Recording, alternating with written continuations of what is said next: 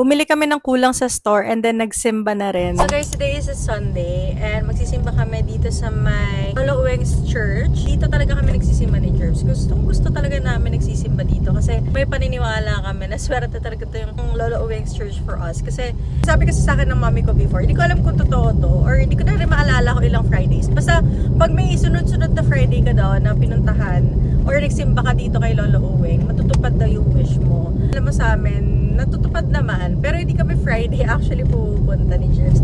Usually kami ni Jervs, pupunta kami dito pag Sunday. So ngayon, since naiiwan na natin yung mga staff sa store, so meron na tayong time para magsimba. At the same time, to give thanks. Kasi sobrang successful na nangyari sa Crispy Boy.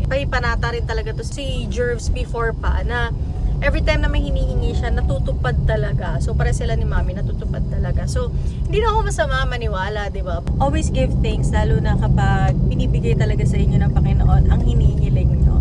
And before naman matapos ang 2026, let's also pray for everything na maging okay. Right? Yep. Guys, nakapag-park na kami. Walking time na. So, dyan yun. Ay, wait lang. Dito na kami, guys. Akit muna tayo kay Lolo Uweng. Walang pila. Pero yung mass, nag-i-start na.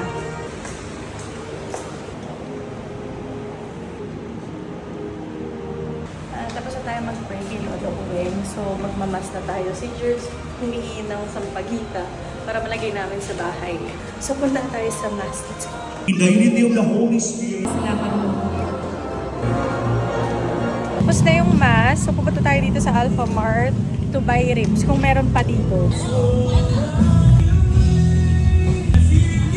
check. So as of today, wala na silang ribs. Check natin sa other Alpha Mart.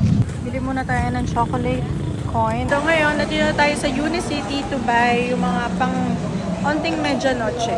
Si Jervs may request. Ano request mo? Isa pang kaldero daw for Crispy Boy. Kailangan ko rin pala nitong pineapple juice for my ribs. Another one dahil lumalaki ang ating production. So additional panggayat din. Kailangan rin namin ng tape. Kailangan din pala namin ng ganito for the store kasi naglilik na para sa mga susulatan. Bili na namin yung mga dapat namin bilhin. Thankfully, meron kami mga GC. So, laki ng discount namin. Dumaan na tayo sa Watsons kasi kailangan natin bumili ng gamot ni Jervis. Nandito na ako sa sasakyan. Nag-report yung staff namin. Paubos na yung bagnet dun sa store. So, kailangan natin kumuha ng stock. Tapos, balik tayo dun sa store. We are here na. So, wala na pala talaga silang bagnet. Ito na lang, kaisa-isa. Ito ng bagnet namin. Parang chicharon. Ubos na. Anong oras pala?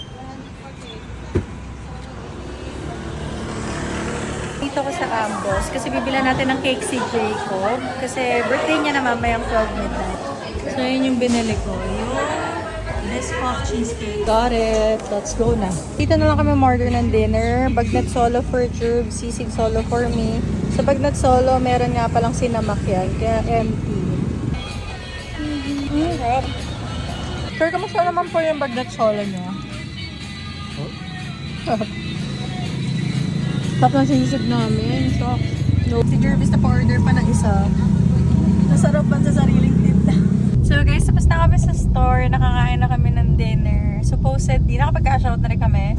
Supposedly, pupunta pa kami sa bahay namin for 12 midnight. Kasi nga birthday ni Jacob, diba? Kasi bumili tayo ng cake kanina. Pero ngayon, hindi na talaga namin nararamdaman yung sarili namin ni Jervis. Parang,